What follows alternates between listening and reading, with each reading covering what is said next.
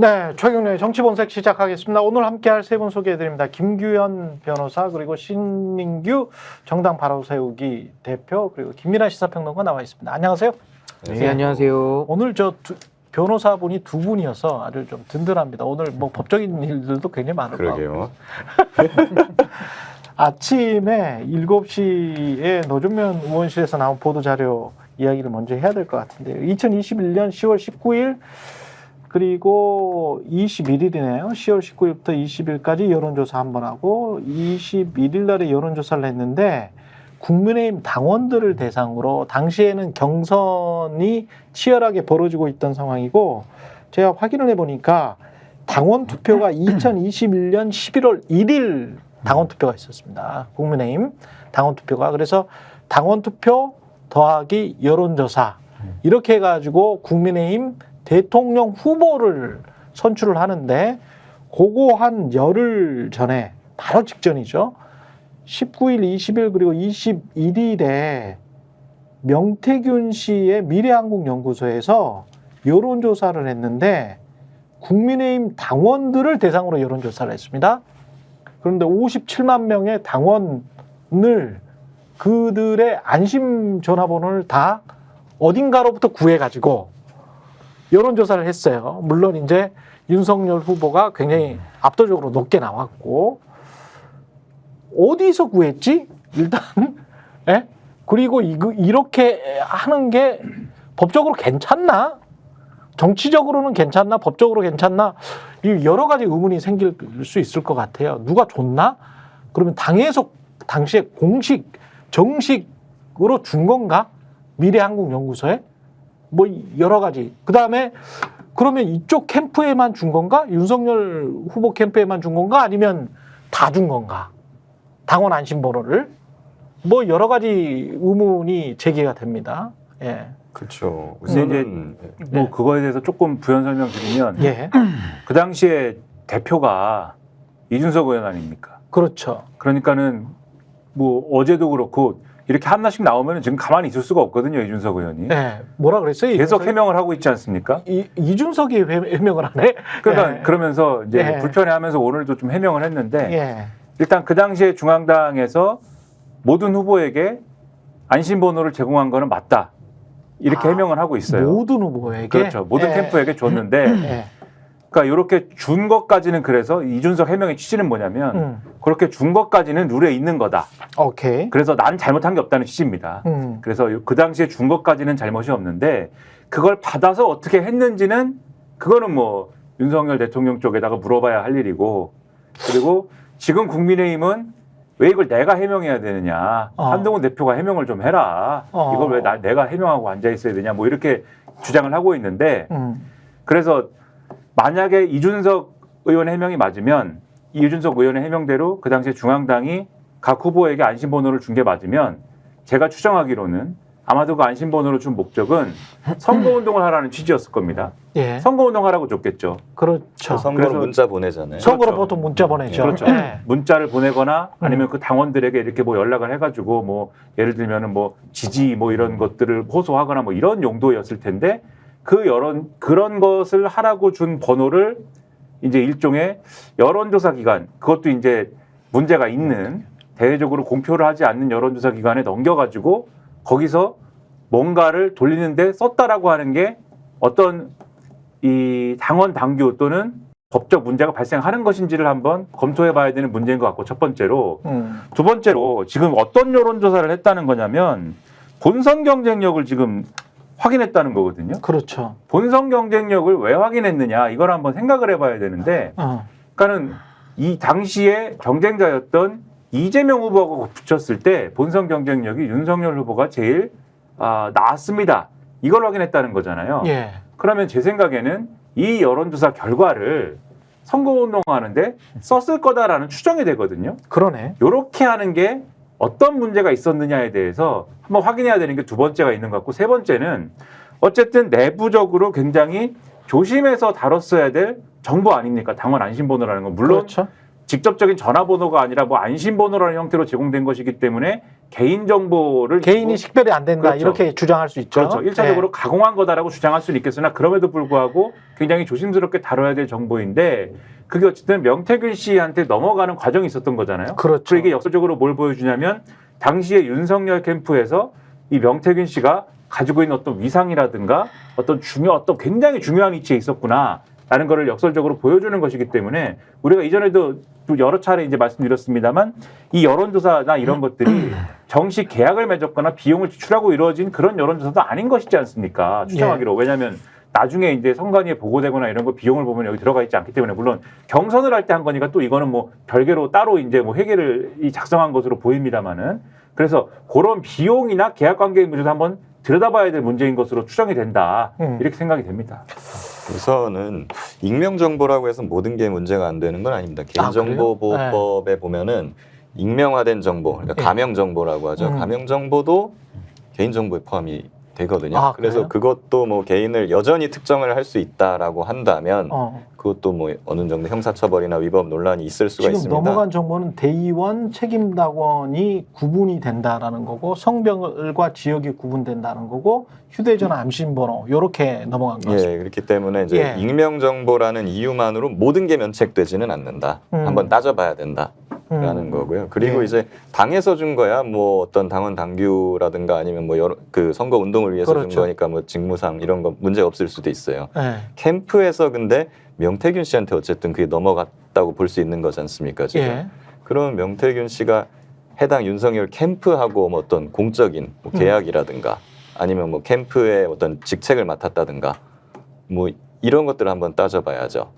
그러니까 캠프에서 명태균 씨한테 넘어간 것이 직무상 넘어간 것인지 아니면 그냥 아무런 어떤 법적인 근거나 이런 거 없이 그냥 넘어갔다고 한다면 그건 여전히 문제가 될 수 있는 거죠. 국민의힘 당원 당규에는 그 선거관리위원회가 정한 일정 방법에 따라 여론조사한다라고 돼 있어요.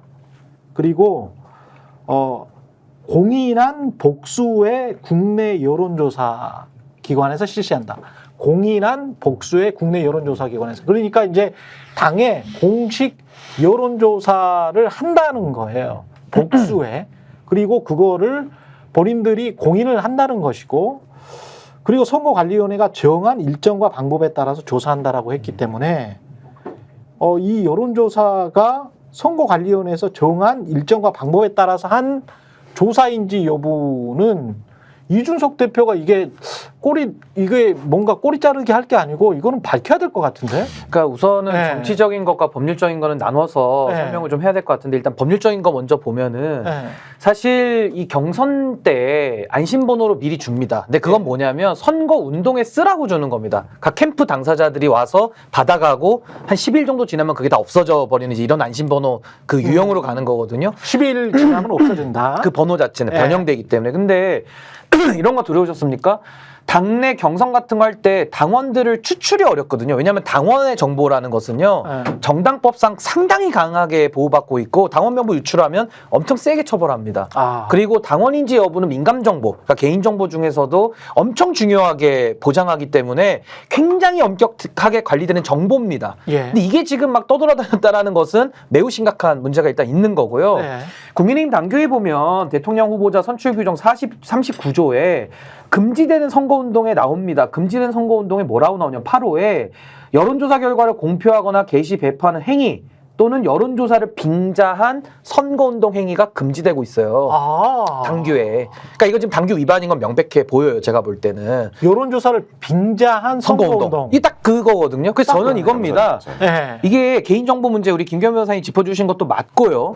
또 익명의 정보가 넘어갔다라는 것은 사실상 당원 명부가 넘어간 거니까 명부 위반, 정당법 위반 문제도 또 하나가 나오는 거고 지금 이 당규 위반 문제까지 나오거든요. 그래서 저는 이제 궁금한 게 뭐냐면 이게 뭐 중앙당에서 나갔든 캠프에서 나갔든 일단 국민의힘의 일 아닙니까? 그렇죠. 그럼 국민의힘의 2021년도 10월 달에 당의 대표가 누굽니까? 그 이준석 대표거든요. 그렇지, 그러니까 그 책임은 정치적으로 다 지는 거고 이제 법률적으로 들어갔을 때는 각각의 그럼 어느 캠프에서 나갔나 아니면은 중앙당에서 나갔나 어디서 당직자가 나갔나 이거 이제 수사를 해봐야 될 문제가 남는 거고요. 무엇보다도 저는 당원을 대상으로 했던 여론조사라는 건 우리가 아마 들어보지를 못했을 겁니다. 왜냐하면 당에서 경선에서 50%를 반영한다는 것은 당은 당연히 당원 명부를 갖고 있죠. 그렇죠. 당이 선정한 여론조사 기관에다가 이 의뢰를 해가지고 당원들의 여론조사가 나오는 거지 어떤 캠프, 어떤 일반인이 당원 명부를 알 수가 없기 때문에 그 선거운동 기간에도 당원들을 대상으로 했던 여론조사라는 건 우리가 그래서 들어보지를 못하는 그러네. 겁니다. 그래서 이거는 매우 심각한 문제이기 때문에 저는 정당법 사안이니까 가볍다라고 아마 국민의힘에서 반박할 것 같거든요. 예. 그럼 역으로 물어봐야 돼요. 왜 송영길 대표는 정당 똑같은 경선인데 그렇지. 지금 돈봉투 돌렸다라고 수사받고 지금 재판받고 있거든요. 그렇죠. 그러니까 이거 정당 문제라고 해서 또 가볍게 여기고 넘어간다면 송영길 사례를 가지고 방어까지 해야 될 것이다. 그러네. 매우 중차대한 문제입니다. 예. 그 송영길 사례는 정당 민주주의의 파괴라고 그랬었잖아요. 그때. 이거 더 파괴죠. 그러니까 이거 네. 제가 봤을 때 이거 업무 방해도 한번 검토해봐야 될 것 같아요. 정당의 경선이라는 업무를 지금 방해한 걸로도 볼 수 있기 때문에 이건 윤석열 대통령이야 뭐 형사 불소추 특권이 있으니까 면제해주더라도 나머지 관련자들을 지금 싹 다 수사를 해봐야 될 중요한 문제다라고 생각이 듭니다. 그때 보니까 선거 그 캠프에 무슨 뭐 선거 지원단장하고 뭐 이랬던 사람들은 권성동 뭐 이런 사람들이고 뭐 어디에서 어떻게 유출이 돼가지고 이게 아까 그 말씀이 아주 머릿속에 꽂히는데 선거 운동용으로 여론조사하면 안 된다. 당규에 그렇게 돼 나와 있으면 있어요. 예. 근데 이게 사실 아까 말씀하셨다시피 야 본선 경쟁력이 누가 더 좋아? 라고 여론조사를 한 거는 사실상 그때 당시에 윤석열과 홍준표 그다음에 3, 4위 후보들 유승민 누구였죠? 원희룡 뭐 이렇게 돼 있었잖아요. 그렇게 그 구도를 생각을 해본다면 압도적으로 본선 경쟁력이 윤석열이 나왔었거든. 근데 그거를 여론조사를 실시하면서 다시 리바인드 시켜줬다면 사실상 선거운동한 거 아니야? 그렇죠. 그리고 사실 본선 경쟁력을 평가하려면은 전 국민 대상으로 해야 되지 않겠습니까? 그렇지. 여론조사를. 근데 그렇지. 당원 명부만 가지고 그게 본선 경쟁력 조사가 되나요? 그렇다면 더 선거운동에 가까운 거죠. 그 의도가 이게 선거운동이라면 그러네. 예. 그럼 당규에 나와 있는 것과 전혀 다르다는 것이고 이거를 근데 아까 비용 문제 이야기를 우리가 하다 말았는데 비용 같은 경우는 제대로 지불을 했을까요? 그러니까 이것도 이제 정치자금법 위반도 한번 또 봐야 될 것 같아요. 예. 그러니까 합법적으로 정해놓지 않은 방식으로 아마 모았을 가능성이 높고요. 거기에 대해서 회계 처리가 아마 안 됐을 걸로 보이거든요. 예. 그러니까 이런 자금에 관한 문제는 이제 부수적으로 다 따라 붙는 거고요. 이게 위법한 일을 했다라고 한다면은. 근데 아까 저는 말씀드린 대로 개인정보보호법 문제나 정당법의 당원 명부의 유출 문제나 아니면 업무방해 이런 문제들을 가지고 이거는 정말 송영길 대표 사건에서 정당 민주주의 파괴했다고 그렇게 지금 검찰에서 엄정하게 책임을 그러네. 묻고 있잖아요. 네. 이거 더 심각한 거거든요. 근데 이거를 그냥 넘어간다라고 하면은 지금 송영길 대표 재판도 더 이상 진행할 명분이 없는 겁니다. 제가 볼 때는. 이제 와가지고 검찰을 어떻게 믿습니까? 뭐 이제 저는 이제 기대를 버렸습니다. 예, 검찰 대외적으로 그리고 그때 당시에 만약에 공표를 했거나 아니면 언론에 흘렸거나 뭐 기사 속에 넣도록 기자들에게 좀 알려줬거나 우리가 뭐 돌려보니까 당원들에서는 압도적이야 뭐 이런 식으로 해가지고 기사에 중간중간에 넣을 수가 충분히 있거든. 그리고 11월 1일 날에 바로 앞서서 지금 한 거란 말이야. 11월 1일 날에 당원 투표는 하고 그러면 당원 투표하기 직전에 여론 조성용으로도 충분히 가능했다는 이야기거든요. 그러니까 당시에 노조명 의원실뿐만이 아니고 민주당이나 뭐 이렇게 문제 제기를 하시는 분들에서 조금 더 면밀하게 살펴봐야 되는 게 아까 그 김민하 평론가가 말한 대외적으로 공표를 그때 아니면 흘렸든가 뭐 이런 기사가 있는지 그런 것들도 좀 봐야 될 필요가 있네요. 그리고 이제 약간 예. 경선이라고 하면 제가 알기로는 그래요. 이런 익명정보나 익명전화번호는 선거 문자 보내라고 주는 용도가 주된 용도잖아요. 그렇죠. 뭐 우리 기호 몇 번 누구누구 지지해주세요 이런 문자 많이 받지 않습니까? 예. 근데 이거를 알기로 후보들마다 몇 번까지 보낼 수 있다 이런 제한이 있는 걸로 알고 있어요. 공직선거법상에도 규정이 있고 그쵸. 당에도 규정. 몇 번까지만 이런 문자를 보낼 수 있는데 그럼 그 한도를 다 채워서 추가적으로 못 하는 거잖아요. 그렇지. 그렇다면 그 추가적인 거를 여론조사를 빙자해서 그러네. 예, 이런 방법으로 했을 가능성도 있는 거죠. 그래서 저는요, 아까 이준석 의원이 발빠르게, 그러니까 꼭 본인한테 유리하게 작용할 거라고 생각이 들면 이분은 빠르게 반응을 내고 상세히 막 TMI식으로 내는데, 그렇지. 저는 이준석 대표는 입이 10개라도 할 말이 있을까요? 본인이 당 대표 시절에 있었던 일인데, 네. 그 정치의 정무적 책임의 기본을 좀 이해를 하면서 전 대응했으면 좋겠다, 좀 차분했으면 좋겠다는 생각이 들고, 한동훈 대표 말이죠. 한동훈 대표 뭐 입장 또 여기도 선택적으로 안 낼 가능성이 높은데, 네. 한동훈 대표 지금 김대남에 대해서는 막 당에서 징계하려고 하잖아요. 본인 공격 사주였기 때문에. 아니 근데 이거야말로 정말 당에서 명태균의 뿌리를 뽑겠다라고 본인이 얘기를 할 거면은 네. 이거부터 감찰 지시를 오늘 해야 돼요. 그렇지. 그러니까 전 당에서도 조치를 해야 된다고 보고, 그러면 윤석열 대통령도 당에서 징계할 수 있거든요. 제가 힌트를 드리는 겁니다. 윤석열 대통령을 그러네요. 합법적으로도 쫓아낼 수 있는 기회가 나온다. 징계는 불소추 특권과 관련이 없으니까요. 그래서 그런 게 있고, 저는 여론조사 나왔으니까 말씀인데 이것도 명태균이 한 거 아닙니까? 사실상 명태균의 미래한국연구소라는 그렇죠, 데에서 그렇죠. 한 거니까 아직은 명태균 씨가 뭐 본인은 부인하고 있지만 그건 법정 가서 다툴 얘기고, 일단 미래한국연구소는 명태균 씨가 한 걸로 지금 다 공공연하게 알려져 있어요. 그러면 이 여론조사도 문제지만 2021년도 5월 15일에 이준석 의원이 한 방송에 나와가지고 내일 세상 뒤집어진다라고 설쳤던 그 여론조사도 이준석 의원이 미리 알고 있거든요. 그렇지. 근데 거기도 명태균이라는 인물이 또 등장합니다. 그렇죠. 그러면 그때도 당내 경선, 똑같은 경선, 지금은 대통령 후보 경선 얘기하지만 그때는 당대표 선출 경선이거든요. 그러네. 그럼 그 과정에서 이준석 당시 후보는 어떻게 명태균으로 추정되는 사람으로부터 정보를 하루 전에 받을 수 있었느냐. 여하튼 미래한국연구소 PNR이었어. 똑같습니다. 구조가 똑같습니다. 그러면 명태균과 이준석의 이 유착 라인, 카르텔, 한몸, 이거는 당대표 경선 때부터 실제로 지금까지도 이준석 의원만큼은 명태균이 정상이다. 명태균과 자기만 당당하다 이렇게 얘기하고 있거든요. 거의 사실상 원팀이에요. 그러면은 저는 여론조사 이게 차지에 나왔으니까 여기에만 흥분해가지고 입장을 막 쏟아낼 게 아니라 2021년도에 명백하게 5월 15일에 방송에 나와서 본인이 내일 세상 뒤집어집니다. 실제로 그 시간에 뒤집어졌거든요. 이걸 좀 해명을 했으면 좋겠어요. 같은 여론조사니까. 그래서 저는 이 등장인물이 똑같고 이준석 대표도 지금 문제되는 2021년도 10월 대통령 경선 때 당 대표 현직이었기 때문에 자꾸 쫓겨난 얘기할 필요 없고 여기서는 그 당시에 있었던 본인의 책임을 좀 통감하는 게 먼저 아닌가? 국민 앞에 좀 부끄러움을 알았으면 하는 생각이 저 듭니다. 궁금한 게 하나 있어요. 그 보면은 그 지난 대선 때 사실 굉장히 근소한 차이로 갈렸지 않습니까? 그렇죠. 그런데 그 당시에 이제 국민의힘 지도부 뭐 이준석 대표 포함해서 이런 사람들은 막 거의 10% 이상 차이 난다 뭐 이런 그렇죠. 그런 말들을 굉장히 많이 했어요. 그리고 언론에 그거 막 뿌렸었어. 예. 네. 그렇게 차이 나는 거에 대한 어떤 여론, 자기들도 나름대로 조사를 했으니까 예. 그런 근거가 있을 건데 그 네. 근거가 혹시 명태균 씨의 그런 여론조사가 아니었나? 그럴 수도 예, 있겠다. 저는 그런 생각이 들더라고요. 그럴 수도 있겠다. 왜냐면 굉장히 좀 높게 나온 여론조사들이 많았거든요. PNR에서 나온 것들이 희한하게 높게 나온 것들이 많았어. 근데 전 네. 이거 전반적인 수사가 필요한 게 지금 예. 명태균 씨가 오늘 아침에 입장을 낸 게 홍준표 시장한테 경고장을 또 날렸어요. 홍준표 시장한테는 왜 홍 또? 시장님 한번 같이 까볼까요? 같이 아니 홍 시장이 또 뭐라 그랬어요 명태균 씨한테? 뭐 그냥 항상 예. 형편없는 사람이다 이렇게 그냥 손절 치부를 하니까. 손절을 하니까. 뭐 어제 김종인 위원장도 손절하니까 이분이 예. 막 상중이라는 예. 어제 그 정치적 아버지 돌아가셨다 얘기를 하잖아요. 그렇죠. 그러니까 오늘은 또 홍 시장을 저격하고 있는데 뭐 윤한홍 의원, 김재원 의원 다 저격하면서 지금은 예. 또 홍 시장까지 이거 수사 감당하겠냐?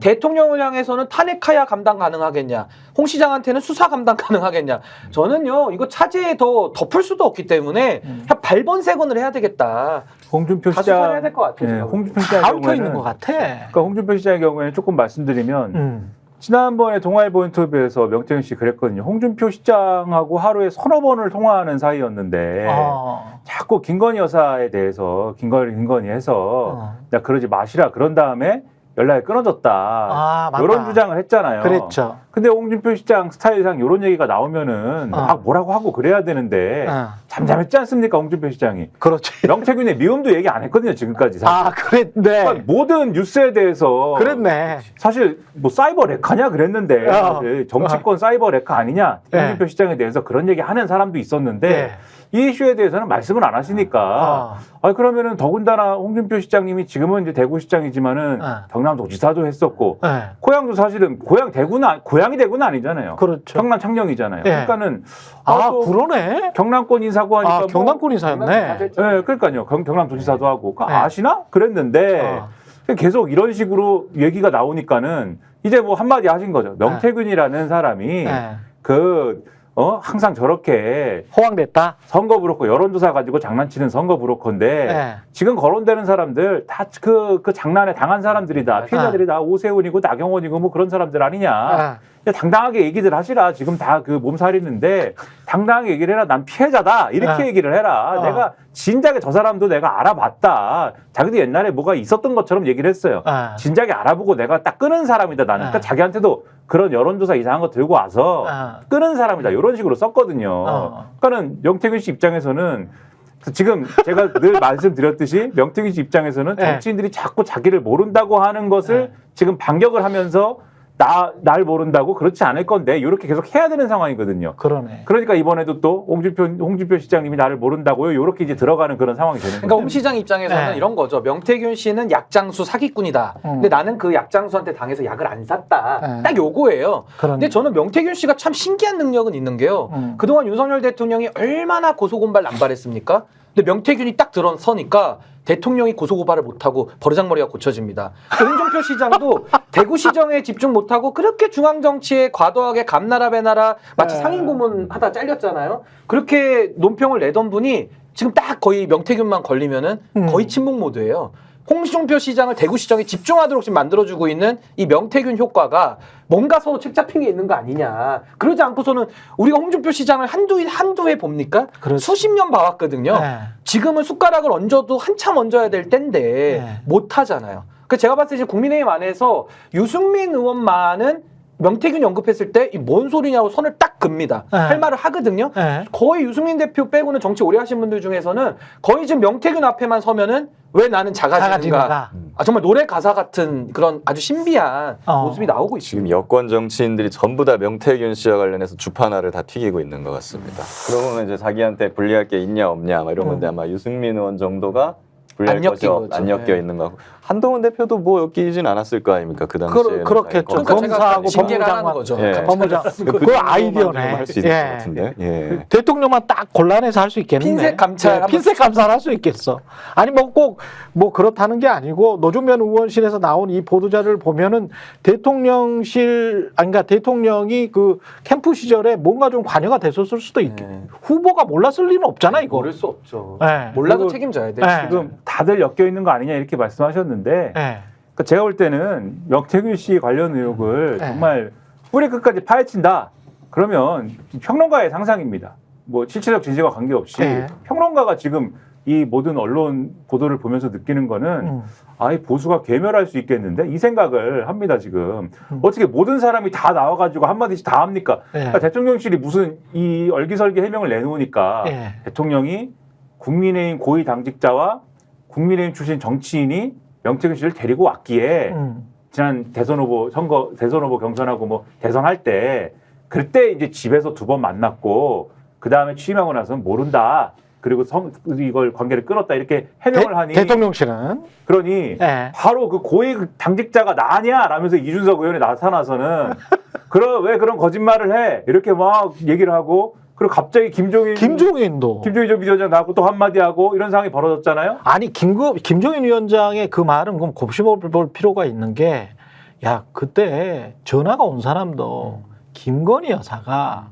대통령 후보인 윤석열 총장을 한번 만나줄 수 있느냐라고 해가지고 김건희 여사의 전화를 받고 갔더니 그 자리에 명태균이 있더라. 그랬죠. 예. 그게 이거야. 그게 네. 이제 한겨레 보도가 그 얘기고 그다음에 플러스 동아일보 보도가 있습니다. 예. 그 전화가 근데 네. 누구 번호로 왔느냐? 명태균 번호로 왔다. 명태균 씨 번호로 왔다. 그러니까 이게 뭐 그리고 뭐야? 김종인 같이 또 차를 타고 왔다며. 그렇죠. 같이 있었다는 거잖아요. 김종인 전 위원장의 한마디. 그 네. 사람들 꽤 친해 보였다. 그러니까 뭐 이런 얘기를 그전까지 안 했잖아요. 그렇지. 그러니까 자기들한테 네. 지금 명태균이라는 공을 떠넘기는 것 같으니까 막 얘기를 하는 건데 네. 오늘 한국일보를 또 보는데 네. 제목이 막 이런 게 있어요. 명태균 위험하다. 대선 출마 윤 창원 찾은 그날 친윤 윤한홍의 경고. 이래가지고 윤한홍 의원이 명태균 씨는 멀리해야 됩니다라고 윤석열 대통령한테 경고를 냈다. 이런 내용이에요. 근데 이게 이제 묶인 기사다라고 생각하실 수 있는데 저는 이것도 퍼즐이 딱 맞는 얘기다. 왜냐면은 그러니까 윤한홍 의원이 경고를 했다는 얘기잖아요. 근데 그럴 법한 게 잘 생각해 보시면 지금 이 모든 공천 개입 의혹이나 뭐 이런 것들이 2022년부터 시작을 하는 거잖아요. 2022년도 보궐선거와 지방선거부터 시작을 하는 거잖아요. 그때 아시겠지만 박한수 의원이 의원직을 내려놓고 경남도지사를 나가면서 생긴 일 아닙니까? 예. 그때 아시기로 그리고 일부 언론에 다뤘지만 경남에 있던 윤한홍 의원은 박한수 경남도지사 후보를 거부한 거잖아요. 경남도지사 후보가 박한수 의원이 하는 거 싫다고 한 거잖아요. 예. 본인이 하려고 그랬는지는 모르겠습니다만은 예. 이게 그래서 안 맞았던 거지 않습니까? 그래서 당시에 창원의창에 보궐선거를 치를 때 후보도 김영선 전 의원이 오는 거를 반대했다는 거잖아요. 그러면 이게 구도가 어떻게 되냐면 또 어제 보도를 보면 박완수 의원은 또 명태균 씨하고 같이 윤석열 대통령 집에 간 사람 중에 하나라는 거잖아요, 지금. 그러면 이 구도가 어떻게 되냐면 예. 2022년 지방선거하고 보궐선거를 가운데 놓고 명태균, 김영선, 박완수 팀이 있는 것이고 그러네. 윤한홍 플러스 알파 팀이 있는 거고 두 세력이 붙은 거예요. 알력 다툼을 하고 있는 건데 뉴스토마토 보도 애초에 나왔던 몇 개 보도 중에 잘 기억해 보시면 명태균 씨가 내가 이렇게 들었다라고 주변에 한 말 대통령이 김영선이라대라고 하는 그 발언 나온 보도 있지 않습니까? 그랬죠. 둘 세력이 알력 다툼을 하고 있는데 당시에 용산이 정리를 한 거죠. 이 보도가 그러면 명태균 씨 쪽이 맞는 거야. 그래서 실제 공천이 어떻게 됐습니까? 박완수 경남도지사 후보, 김영선 이 창원의창 재보궐선거 후보 이렇게 정리된 거잖아요. 윤한홍 씨 밀린 거예요 이때. 그러네. 그러니까 이게 윤한홍 씨가 내가 경고했다라고 하는 게 그 경고했지만 밀려났다라는 걸 보여주는 거여서 이게 퍼즐이 맞는다. 그리고 여기서 제가 하나 이제 재밌다고 생각한 부분을 마지막으로 말씀드리는 게 윤한홍 씨가 이 얘기를 하면서 내가 주변 윤핵관들한테도 이 얘기를 경고를 했다는 얘기를 해요. 그래서 누구한테 경고를 했냐라고 기자를 물어보니까 이렇게 답을 합니다. 윤 의원 측 관계자, 윤한홍 의원 측 관계자가 권성동, 이철규, 정점식 의원을 거론했다. 명 씨가 이들에게도 접근했지만 윤 의원의 사전경고 덕분에 관계를 끊고 손절했다는 것이다. 물론 이 말을 어디까지 믿을 거냐도 우리가 한번 생각해 봐야겠지만 여기서 재밌는 거는 윤핵관이라고 하면은 이분들 외에 누가 나와야 됩니까? 권성동, 이철규, 정점식 말고 지금 누가 나와야 됩니까? 장제원 의원이 나와야 되잖아요. 그렇지. 장제원 의원 이름은 왜 안 나왔습니까? 경고를 안 해서 안 나왔나요? 경고를 했는데 안 들어서 안 나왔나요? 한번 생각해볼 문제다라고 저는 생각해요. 그러니까 저는 이제 장제원 의원도 사실 부산 지역구기 때문에 명태균 씨와는 다 관련이 좀 있지 않을까라는 생각이 들긴 하는데요. 저는 김종인 위원장님은 이제 말을 좀 아끼셔야 될 것 같아요. 말이 막 꼬이고 있습니다. 본인 말씀이. 그게 뭐냐면은 9월 30일자 MBC 보도된 김종인 위원장 멘트입니다. 명 씨가 윤 대통령과 다리를 놨다는 건 헛소리다라고 일축했다고 나와요. 헛소리다. 뭘 네가 다리를 놓냐. 근데 어제 한겨레 보도나 또 다른 보도, 주간동화 보도에 의하면 명태균이 전화를 걸어와서 김건희의 목소리를 들려주고 그렇지. 둘의 다리를 놨다는 겁니다. 그러니까 2021년도 4월 달에 한 번 만남이 결렬되고 7월 달에 다시 4인 자리를 만들 때 명태균 씨가 중간에서 역할을 했다고 하거든요. 그러네. 근데 김종인 위원장은 9월 30일, 그러니까 열흘 전이죠. 열흘 전에 MBC 기자하고는 만나가지고 명 씨가 윤 대통령하고 다리를 놨다는 건 헛소리다. 이게 부인하고 있고, 그러니까 말이 꼬이거든요. 거기다가 7불사 회동 부분도 뉴스쇼 나가셔가지고는 김종인 위원장이 여기서 처음 듣는다 이렇게 얘기를 하는데 막상 3월달로 시간을 돌려보면 그때 김종인 위원장 현장에 있었다는 거예요. 그러니까 지금 명태균을 놓고 이제 와서 손절을 치다 보니까 본인들의 과거의 말과 이게 다 꼬이기 시작하거든요. 그러니까 저는 이제 더 이상 정치인의 말들은 믿을 대상이 아니다. 지금 다 자기 유불리에 따라서 거짓말과 진실을 막 섞어서 뿌리고 있습니다. 거의 독약을 풀고 있어요. 그렇죠. 그래서 전 이 부분은 진짜 빠르게 저는 공수처가 수사를 좀 해야 되지 않을까 신 변호사님 말에 제가 불필요할 수도 있지만 사족을 한마디만 덧붙이자면은 이거를 이제 표현을 하자면은 처음에는 다들 그러니까 제가 추정하기로 다들 걸쳐 있으니까 이 명태균 씨 얘기 나왔을 때 다들 쉬쉬하면서 뭐가 하여튼 딱 비집고 나오면은 다 피해보는 거잖아요. 그래서 서로 좀 적당히 덮는 분위기로 가다가 이제 서로 명태균이라는 이 부담스러운 똥을 막 서로한테 떠넘기기 시작하니까 이걸 왜 내 쪽으로 던져? 내 거 아니고 네 거잖아. 이렇게 떠넘기기 시작하면서 막 나오는 거예요. 이제 이게 어디까지 갈지 논리가 시작됐는데 사실 이제 수사로 풀어야 된다는 신인기 변호사의 말씀에 적극 공감하는데 공수처는 아니죠. 그냥 공수처 공수처는 아니야. 거기는 네. 제가 또 경험을 해보기도 네. 했고 안 워낙 됩니다. 이제 검찰을 못 믿다 보니까 이때 최병 특검과 그래서 저는 관련해서 좀 무조건 이야기를 해야 이것도 되는데. 특검을 예. 포함시켜서 특검만이 정답이라고 생각을 해요. 아유, 왜 그러냐? 미치겠다, 진짜. 큰일 공수처는 났네. 제가 보기엔 검찰보다도 못 믿을 수 있어요. 검찰은 최소한 수사를 하는 신용이라도 하거든요. 아, 그럼 공수처는 수사를 안 해요. 아니 김건희는 또 수사 안 하잖아. 보면은 또 이 저 주가 조작은. 사건도 그러니까 이 사건도 공수처에서 지금 또 배당 어디로 했습니까? 수사 4부로 했어요. 아, 네, 수사 4부 모든 게 다 지금 수사 4부로 하고 있어요. 최병 특검도 최병 사건도 네. 수사 4부에서 하고 있고 모든 거 뭐 민감한 거 있으면 전부 수사 4부로만 하고 있거든요. 근데 수사 4부에 검사 몇 명 없어요. 한 4-5명밖에 없고 그중에 실제로 일을 돌아가고 있는 주임 검사급 검사는 한두 명밖에 없단 말이죠. 아. 그 사람들한테 재해병도 던지고 공천 개입도 던지고 뭐 명태균도 던지고 다 던지다 보면 일이 이게 됩니까? 안 되지. 아무것도 안 되는 안 되지. 거죠. 그러니까 도대체가 공수처는 전 그럼 공수처의 1부, 2부, 3부라는 부서는 존재하고 있는 것인가? 저는 그걸 되묻고 싶어요. 모든 걸 다 수사 4부에 몰아주고 있거든요. 이거는 안 하겠다는 뜻입니다. 이거, 예. 수사를.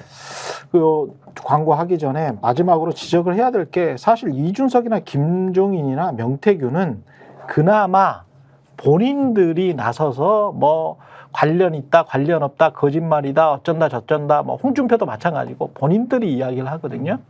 근데 나는 이 김건희 주가 조작도 마찬가지고 명태균이랑 몇 번 만났냐, 얼마나 깊은 사이였냐, 뭘 했냐 이런 것과 관련해서 대통령실 관계자가 계속 나와서 이야기를 하잖아요. 누구야? 대통령실 관계자 누구고 이 사람이 김건희 씨나 윤석열 대통령에게 물어봤어? 물어봤냐고. 물어보고 아니 몇 번 만나셨어요 대통령님? 예? 정확히 말씀하세요. 제가 언론 브리핑 해야 되니까. 그럴 만한 간이라도 있냐고 지금. 전혀 그런 상황이 아닌 것 같잖아요. 그러면 대통령실 관계자의 말을 그냥 무조건 무한 반복하고 있는 언론들도 좀 생각을 해봐야 되는 게 전부 다 거짓말을 하고 있을 가능성, 그리고 허황된 말, 그냥 지어낸 말, 본인도 물어보지 않은 말, 당사자한테 확인도 안 될 말을 그냥 본인의 뇌피셜로 이야기하고 있을 가능성이 굉장히 높거든. 근데 그거를 대통령실이라는 이름으로 지금 계속 무한 반복하고 있단 말이야. 이런 건이 한두 건이 아니야. 김건희와 관련된 거랄지 윤석열과 관련된 것과 관련해서 대통령실에 도대체 누구야? 비서실장이 말하는 거야? 지금 뭐 시민사회수석이 말하는 거야? 대변인이 말하는 거야? 도대체 누가 말하는 거야? 저 언론에서 그거를 제가 뭐 예전부터 계속 그래왔잖아요. 그거 좀 이건 바꿨으면 너무 좋겠는데 심각해. 대통령실 관련된 보도만 나오면 맨날 뭐 대통령실 핵심 관계자, 고위 관계자, 요새는 핵심이나 고의도 안 하고 그냥 관계자야. 관계자 이러는데 그러면은 사실 뭐 이거의 신빙성이라든가 뉴스의 어떤 가치라든가 이걸 전혀 뭐 없어. 판단을 할 수가 없지 않습니까? 그걸 마치 그러면 무슨 그리고 찌라시 윤석열이나 뿌리듯이. 김건희 씨가 지금 정확하게 진실을 말하고 있다라고 보기도 힘들잖아요. 그렇죠. 본인들 관련된 것들은. 근데 김건희는 대통령실 관계자가 물어봤어? 도대체 김건희한테 주가 조작과 관련해서 물어봤냐고. 최소한 말씀 주시는 것처럼은 대통령실 관계자라고 하지 지금 말고 상황이. 비서실장이 이 말을 했다. 그렇지. 대변인이 이 말을 했다. 그런 거라도 밝혀줘야 그런 정도는 해야 레거시 미디어라고 자기들이 얘기를 할 수 있는 왜냐하면 정도 이건 아니겠어요? 나중에 책임을 누가 질 거야.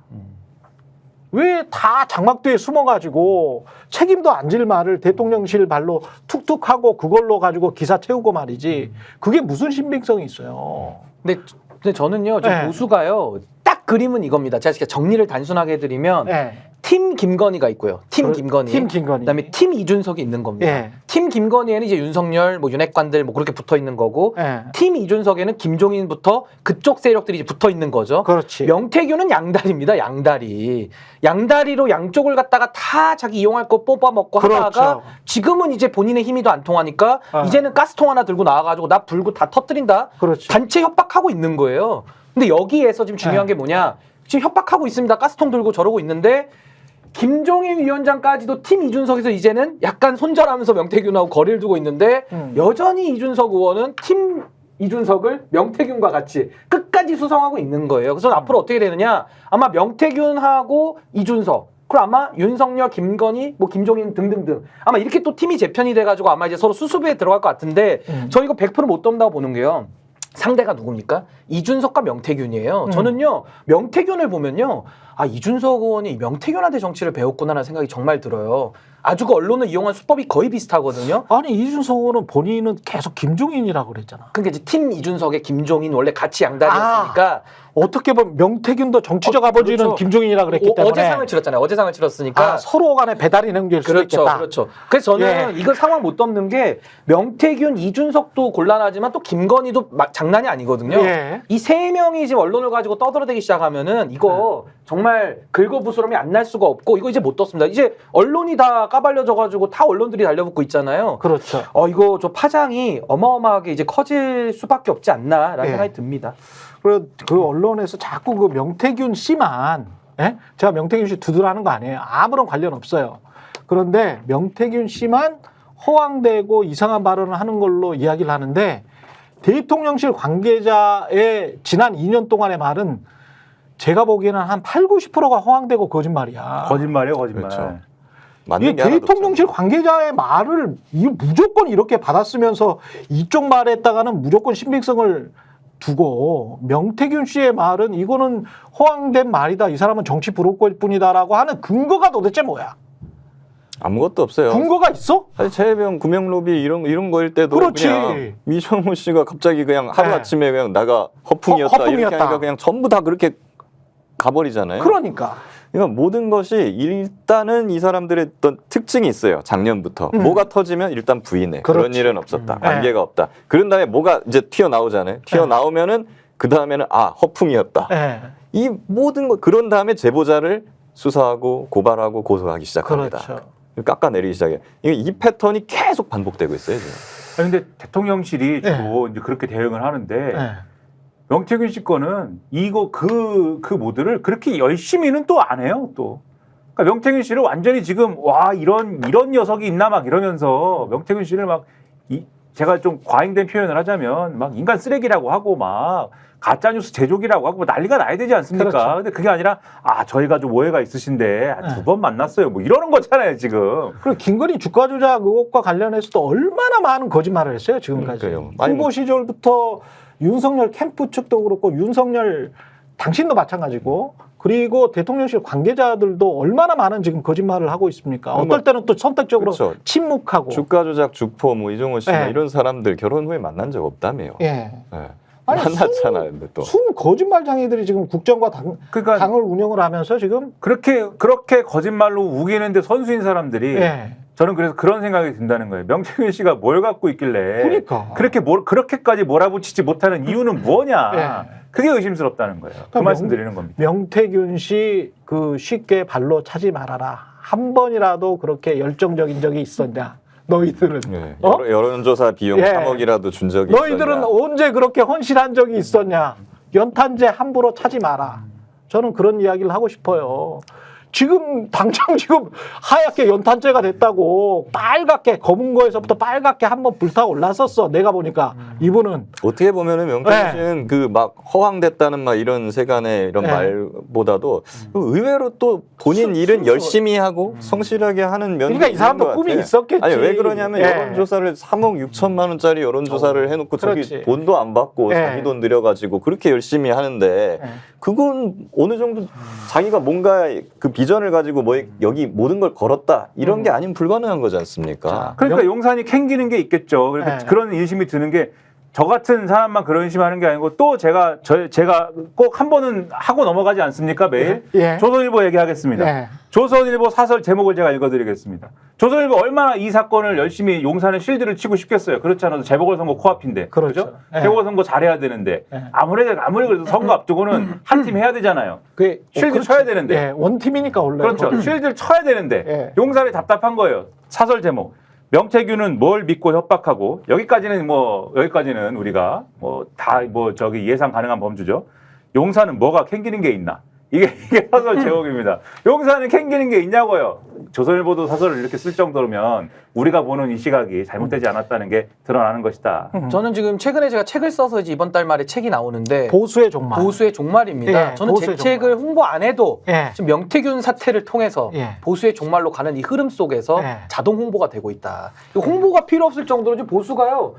종말로 가고 있어요. 그 종말의 끝이 어디고 언제 끝날지는 모르겠으나 그러니까 가고 종말을 있습니다. 해서 새로운 보수로 좀 태어났으면 좋겠어요. 제가 좀 자주 이야기합니다만은 저는 민주당 정도가 보수 플러스 리버럴 약간이 섞여 있다라고 생각을 하거든요. 그래서 그러면 진짜 진보는 어디냐? 진짜 진보가 태어나야지. 진짜 진보는 태어나야 되고 보수는 지금 굉장히 많이 변형되고 왜곡돼 있는 것 같아요. 그러니까 저는 구태 정치보다 더 나쁜 예. 게 지금 명태균의 이 명태 정치라고 보거든요. 예. 그러니까 이 명태 정치는 보수의 종말과 함께 뿌랭이를 뽑아야 된다. 예. 그리고 말씀하신 대로 새로운 판이 또 열려야지 한국 정치가 나아지지 않을까라는 생각이 잠시 광고 보고 긴 이야기도 굉장히 많습니다. 30초 후에 돌아오겠습니다. 아니 왜 아직도 3년간 같은 통신사 인터넷 계속 쓰고 계세요? 인터넷 가입 시 48만 원 교신 경정 시 추가 혜택이 주어집니다. 인터넷 비교원 통해 인터넷 가입하고 시민에게 홍보해주세요. 지금 문고에 인터넷 비교원 검색 후 3초만에 감동 행복 비교해보세요. 네, 인터넷 가입 혜택 비교하느라 시간 낭비하고 계시는 분들에게 3년마다 가입만 해도 현금 사은품을 주는 인터넷 비교원 소개합니다. 인터넷과 휴대폰 그리고 가전제품 렌탈을 비교원을 통해 가입할 때 최대 48만 원, 알뜰폰 또는 휴대폰을 통신사만 변경해도 최대 30만 원, 정수기 렌탈 최대 30만 원, 총 최대 108만 원의 현금 혜택을 받으실 수 있습니다. 현금 사은품 혜택 원치 않는다. 삼성 55인치 TV로 선택 가능하고요. 인터넷 신규 가입 후 소개한 친구가 가입할 때 신세계 상품권 4만 원은 무제한으로 드립니다. 그리고 가입할 때 스픽스 유튜브 보고 왔다. 이렇게 말씀해 주시면 고함량 비타민 B가 들어있는 웰세이브의 비타민 B 제품을 따로 드리고 있습니다. 지금 바로 1670-2571 네이버에서 인터넷 비교원을 검색 후에 문의해 주십시오. 1670-2571. 예, 최상병 사건도 좀 이야기를 해야 되는데 최상병 지금 그 임성근 사단장 있지 않습니까? 예, 오랜만에 이 이름 불러봅니다. 임성근 전 해병대 1사단장이 재직 당시에 위문 경력금을 매달 2,200만 원꼴로 썼네. 상상을 초월하는 것 같아요. 2,200만 원꼴로 위문 원래 이렇게 많아요? 사단장 위문 경력금이? 아니 원래 사단장한테 뭐 엄청나다. 나오는 돈이 있기는 있죠. 그냥 휘하부다에 뭐 대대연대 방문할 때 이제 뭐 초코파이도 주고 뭐 이렇게 그냥 경력금 주지 않습니까? 회식비로 쓰라고. 근데 이분은 그 이전 사단장이나 이런 사람들에 비하더라도 굉장히 많이 쓴 걸로 나오거든요. 그리고 특히 최상병 순직 직후에 지난해 8월에 5,500만 원을 썼어. 이해할 수가 없는 의미입니다. 보면은 그 이전 사단장들하고 비교를 한번 해보면 와. 그 이전에는 조광래 전 이사단장은 10개월 동안 7,700만 원을 썼어요. 예. 이게 월 평균으로 보면은 3배 가까이 쓴 겁니다. 그리고 전임자 김계환 현 해병대 사령관보다 30%더 많이 썼다. 그리고 후임자 주일서 현 1사단장보다는 60% 많은 금액을 썼다고 되어 있고요. 그리고 이게 특별히 집중된 기간이 최상병의 사망. 그렇죠. 순직 그 다음 달인 8월 달 그때 5,500만 원 쓰고 8월, 9월, 10월 그리고 이분은 이제 정책 연수를 가면서 1사단 떠나거든요. 그렇죠. 그 3개월 정도 동안 거의 1억 원. 1억 원을 예. 썼어? 이 정도를 쓴 걸로 지금 드러나고 있습니다. 아, 이게 그 언뜻 들은 생각은 그 본인은 본인의 과실이 없다라고 주장을 하지만 밑에 있었던 사병이 안타깝게 순직을 하고 그 사건이 있고 난 다음에 어떤 본인의 과실이나 이런 것들을 나름대로 돈으로 대충 밑에 사람들 위문하고 경력금으로 떼우려고 한 속마음이 있었던 거 아닌가. 그렇죠. 아, 나쁜 식으로 생각하면 그런 생각까지 드는데. 두 가지 정도가 들더라고요. 예. 말씀하신 것처럼 임성근 사단장이 해병대 내에서 평판이 굉장히 안 좋습니다. 아. 원래 안 좋았어요. 이 사건 나기 아. 전부터 부하들한테 그래요? 굉장히 가혹하게 대하고 위에 사람한테만 잘 보이고 부하들은 그러니까 이 밑에 부하들이 이 최해병 사건 이후에 임성근 사단장에 대한 여론 그 해병대 내 여론이 완전 싸늘해졌거든요. 아. 그러니까는 이걸 잠재우기 위해서 돈으로 자꾸 막 위문품 주고 경력금 주고 부하들한테 입막음하려고 굉장히 안 좋네. 이런 목적이 있었지 않았을까 하는 생각이 드는 거고 두 번째는 임성근 사단장 본인 스스로도 이제 일단 뭐 대통령의 경로나 뭐 이런 것이 나오고 뭐 그런 다음에 자신은 원래 직무 배제가 됐었다가 살아났잖아요. 예. 8월 달에. 그런 다음에 본인도 어느 정도 직감한 거 아닌가. 나 1사단장 자리에 얼마 오래 못 있는다. 아, 얼마 오래 못 있으니까 있는 동안 펑펑 쓰자. 회식비도 많이 썼네요. 그러니까요. 그리고 막 회식비도 보면 정책연수 가기 직전에 회식비를 한 200만 원 넘게 쓴 걸로 나오는데 같은 횟집에서만 또 130만 원을 썼다고 기사가 나오거든요. 아, 이런 형태가 이게 KBS도 말이죠. KBS도 사람들 무급휴직 시키고 구조조정 시키고 뭐 이렇게 쥐어짜잖아요. 밑에 있는 사람들은. 근데 보직자들은 업무 추진비를 또 많이 올렸더라고. 야, 비슷한 행태가 나타나는구나, 이게. 이 사람들이 너무 사익 추구형 아닌가? 무슨 이게 뭐 약간 이게 비춰져 보이는 게 대비되는 게 검찰 특활비. 그렇죠. 네, 약간 똑같네. 그 생각이 나는 거예요, 이게. 검찰도 그렇고. 예. 막 검찰 특활비는 사실 뭐 대간첩 작전, 대공이라든가 마약 수사 이런 은밀한 데 쓰라는 건데 막 스테이크 집 가서 막 고기 먹고 막 이런 데 썼다는 거 아닙니까? 그리고 이제 본인이 특별히 챙기는 어떤 검사들이랄지 검사장들이랄지 이런 사람들을 좀 챙겨준 거 아니냐. 본인 예. 사단 만들어준 거 아니냐. 그렇죠. 그런 이야기도 그러니까 있었거든요. 자기 사단 만드는 활동비 같은 거죠. 그렇죠. 네. 이쁜 내 말 잘 듣는 검사장 그런 청에는 더 많이 내려주고 이런 식으로. 지금 지난주에 나왔던 보도에는 지금 김기현 변호사가 공익신고자인데 국민의힘 고발 때문에 경찰 조사를 지금 받는다. 예. 이렇게 나왔었어요. 제가 마포경찰서에 갔다 왔습니다. 지난주에. 예. 예. 지난주? 예. 뭐라 그러던가요? 한번 갔다 왔는데 네. 죄명이 일단은 하나는 명예훼손이었고요. 하나는 업무방해였습니다. 명예훼손? 명예훼손은 네. 그 단톡방에 예. 그래서 그 멤버들 그분들이 제가 제보함으로써 자기들 명예가 훼손되었다. 네, 그래서 제가 잘 이해가 안 되는 부분이 있고요. 그래서 예. 뭐 근데 유일임이랑 똑같다. 유일임 방심이. 그렇죠, 그렇죠. 예. 네, 명예훼손이 유행이에요. 네, 명예훼손. 아, 윤석열도 똑같네. 윤석열. 명예훼손으로 사람도 집어넣고 막 그래요. 예, 네, 예. 그래서 사실 저도 조금 쫄았거든요. 예. 아, 이걸로 막 갑자기 막 이거 나 구속영장 청구되는 거 아니야? 저도 사기꾼한테 명예훼손 당했어요 지금. 예. 명예훼손 근데 고발 고소 당했어. 저는 이제 요거 한 건인 줄 알고 갔어요. 예. 근데 한 건이 더 있다는 거예요, 거기 예. 수사관님. 이것까지 같이 하겠습니다. 아니, 뭔 건이 또 있냐? 그랬더니 국민의힘에서 고발하는 게 하나 더 있다는 거예요. 난 그건 모르는 내용인데. 그래가지고 뭐 혹시 국민의힘이 했다고 하니까 내용 확인하고 내가 그럼 그건 다시 조사를 따로 받든지 이게 예. 맞지 않냐 이랬는데 내용을 간단하게 알려주더라고요. 제가 허위 사실을 JTBC에 제보해가지고 허위 사실을. JTBC의 업무를 방해했대요. 아. 아니, 그- 그럼 JTBC는 바보야? 바보네. 제가 그래서 바보네. JTBC는 어. JTBC는 화내는 공직 기자 그래서- 케이스도 그렇고 예. 늘 바보구나 그러면 갑자기. 이게 그러면 JTBC에서 이거를 고소를 했나요? 이렇게. 예. 아니요, 국민의힘에서 고발을 했다는 거예요. 대리네, 대리해주는. 대리로? 고발 대리 아니, 고발. JTBC가 업무가 방해됐다고. 와. 그러니까 국민의힘에서 제가 JTBC 업무를 방해했다. 와, 이 범죄 사실 얘기를 들으면서 제가 야, 무지하게 이거 쓴 사람 누군지 몰라도 굉장히 창의적이다.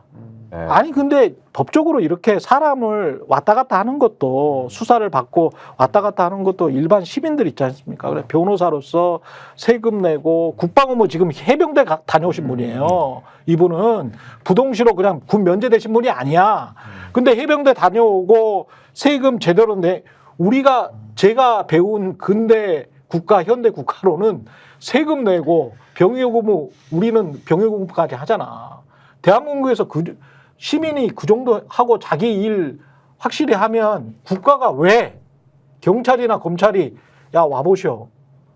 당신 이런 죄를 짓지 않았어? 라고 본인의 일상을 지금 흐트러 놓는 거 아니야. 그렇죠. 그래서 사실 제가 이래도 되는 거야? 안 갈까도 생각을 해봤어요. 네. 너무 택도 없는 지금 사건이잖아요. 택도 없네, 진짜. 그렇기 때문에 택도 없는 사건들은 수사기관에서 그냥 그 관계인 안 부르고 각하를 시킵니다. 네. 그러니까 각하시켜라. 이건 택도 없는 거고 내가 가야 될 이유가 없다. 이렇게까지 생각을 했는데 그렇지.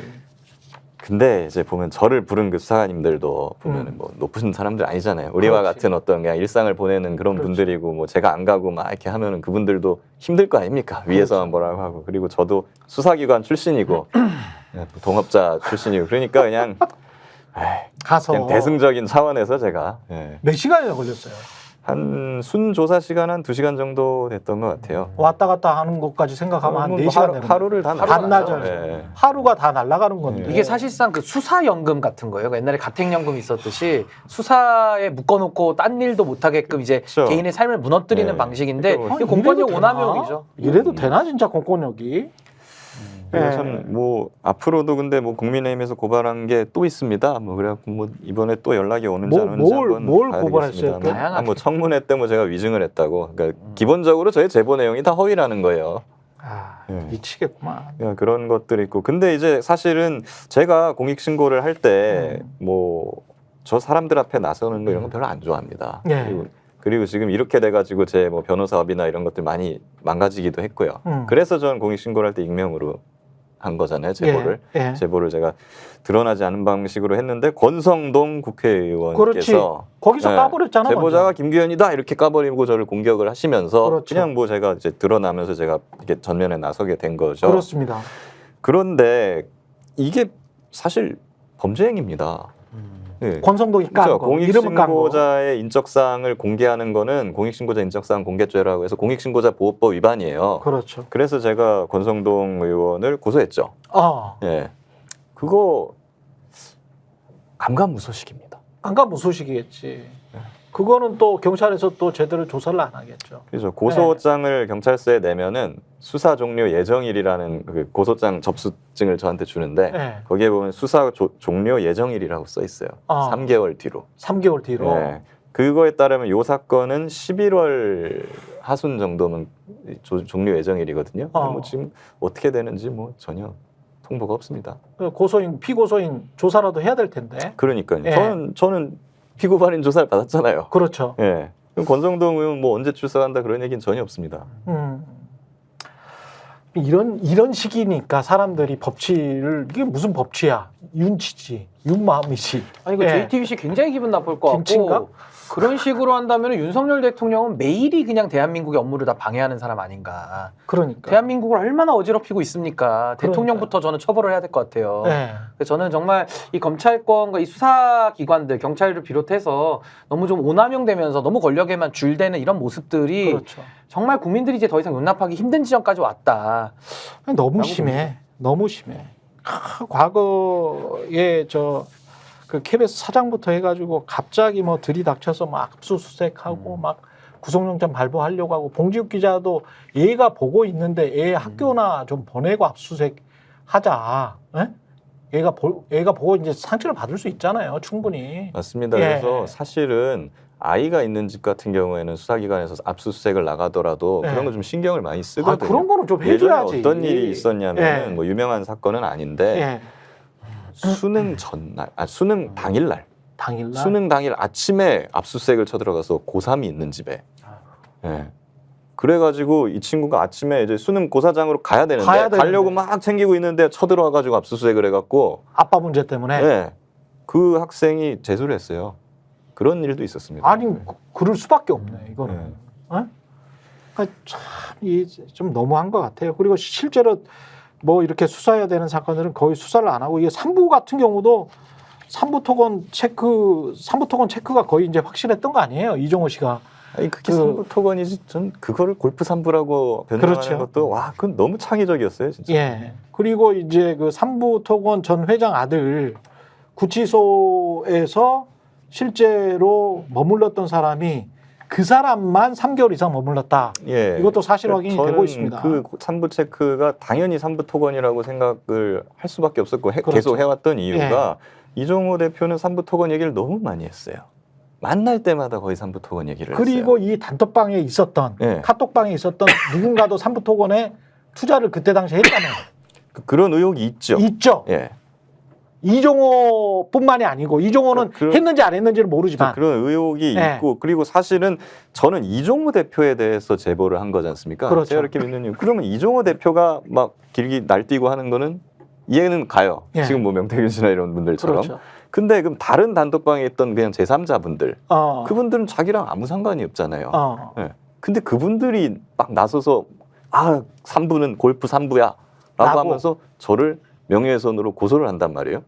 그게 골프 3부라고 주장을 하면서 박정훈 대령 측에 변호사들까지 예. 박종원 대령 측 뭐 그쪽에도 막 뭐 얘기를 했죠. 막 만나자고 만나자고 하면서, 하고. 하면서 물어보지도 않았는데 그 3부 토건이 아닙니다. 골프 3부입니다. 이런 식으로 막 변명을 하기 시작하는 거예요. 이종호 대표 구명 로비랑 저는 아무 상관이 없다고 생각했던 그 제3자 분들이 그럼 본인들이 찔린 건지 그러니까 아니면은 이 3부를 진짜 세간의 루머처럼 우리 여사님도 혹시 들어가신 건지. 그게 이제 궁금한 것이죠. 그래서 네. 저는 사실 3부 토건이겠지는 알았지만은 뭐 그게 주가 조작인지 뭔지 이런 것까지는 자세히 몰랐으니까 그렇죠. 이종호 대표의 구명 로비 의혹을 제보한 건데 거기서 3부로 이게 불똥이 튀어면서 그리고 그러더니 이종호 대표와 그러니까 이종호 대표가 아닌 그 다른 단톡방 멤버들이 반발을 하면서 저는 와, 이 뭐 내가 모르던 게 또 있나? 이런 생각까지 하게 된 거죠, 이제. 제가 순진해서 그런지는 모르겠습니다만은 이게 조금이라도 공적인 마인드가 있는 사람이면 대통령 당선이 되고 대통령 영부인이 되고 그렇게 되면 과거에 혹시 주가 조작과 연루된 어떤 뭐가 있기 때문에 더욱더 뭐 3부나 뭐 이런 거 혹시 그러면 나는 안 들어가야지, 나는 뭐 듣는 둥 마는 둥 해야지, 이런 생각을 할 것 같거든요. 일반적으로 상식적인 사람이면. 근데 그 이후에 나타난 행태는 인수위 때 양평 고속도로가 휘어졌잖아요. 그래서 김건희 씨의 어떤 성정이나 행태 이런 거를 지금 봤을 때는 3부에 들어갔었을 수도 있겠다. 이게 상상을 초월하는 사람들이기 때문에 이게 일반적인 행태는 아니거든요. 이게 상식적이지는 않아. 그래서 그런 의심까지는 저는 안 했었거든요. 근데 진짜 그럴 수도 있나?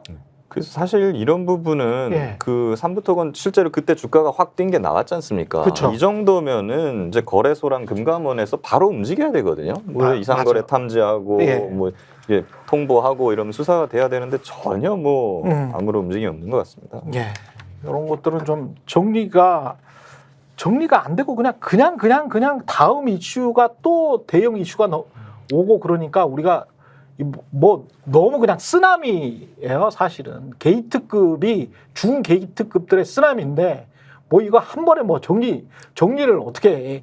차근차근 해야 되나? 아니면은 그 한 방에 더 큰 어떤 태풍이 와가지고 그냥 싹 밀고 끝나버려야 되나? 어떻게 해야 되는지 모르겠어요. 이전 정권 같았으면 이 하나하나의 사건을 가지고 이 하나하나의 사건들이 6개월짜리야 다. 그렇죠. 6개월에 한 번 터지면 6개월 내내 이거 큰일이다 그러면서 네. 국회에서 이걸 가지고 뭐 이렇게 하느니 마느니 줄다리기를 하고 뭐 이랬을 일들인데 무슨 뭐 일주일에 하나씩 뭐 새로운 얘기가 나와가지고 이거를 얘기를 해야 되니 평론가도 따라가기가 어렵고 예. 김건희 여사가 과연 지금 이제 영부인이 된 이후에도 가령 그런 일들이 연루가 되었느냐 이런 의심도 사실은 계속 가고 있는데 만약 연루가 되었다면 사실 근데 본인 명의의 뭐 이런 것들로 직접 했겠습니까? 저는 상당한 의심이 있거든요. 개인적으로는 계속 우리가 여러 이제 사건과 여러 일들이 있다라고는 얘기를 했지만 마음속 한켠에는 계속 사실은 의심을 가지고 추적을 나름대로 하는 거지 않습니까? 계속 뉴스를 따라가면서. 그렇죠. 근데 아마 본인 명의나 본인이 직접 하는 뭐 그런 건 아니겠죠. 누군가가, 그러니까 제 상상은 누군가가 만약에 김건희 여사의 뭐 그런 것들을 관리를 계속 해주고 있었어? 뭔가를 하고 있는 어떤 그런 것들이 있을 거고, 상상입니다. 네.